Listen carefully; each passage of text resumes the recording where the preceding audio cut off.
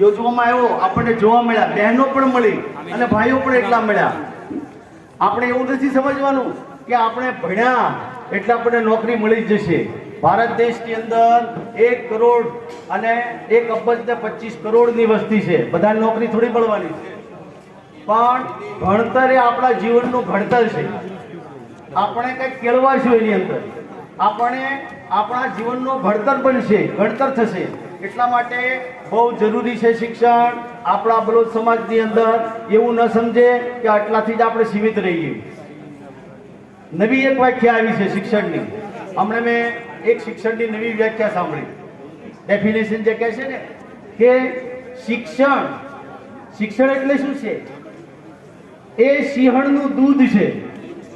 જે સિંહણનું દૂધ પીવે એ ત્રાણ પાડે. ત્રાણનો મતલબ એ પોતે અહમથી, એ પોતે ગૌરવથી અને શાનથી જીવી શકે. એ એની અંદર એટલી તાકાત છે.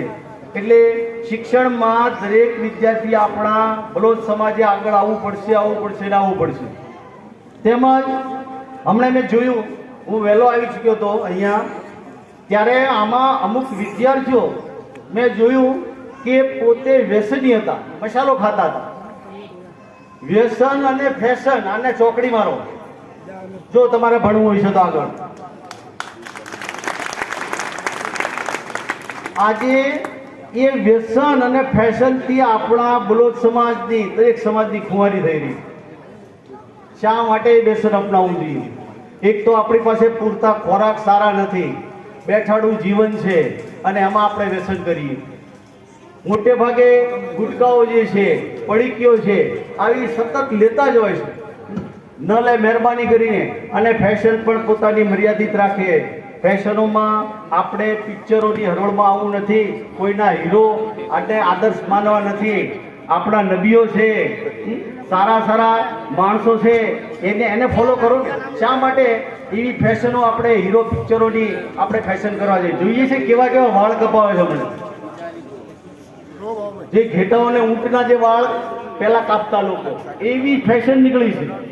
શા માટે? કેટલું ખરાબ લાગે, કેટલું બેહુદું લાગે. મહેરબાની કરી ફેશન અને વ્યસનથી મુક્ત બનો. એટલે એ પણ એક આ ખાસ તમને સલાહ છે. તેમજ એક મોટી બધી કઈ છે, મોબાઈલોની ખુવાર કરી નાખ્યા છે. મોબાઈલનો જો સદુપયોગ નહીં થાય, એનો દુરુપયોગ થશે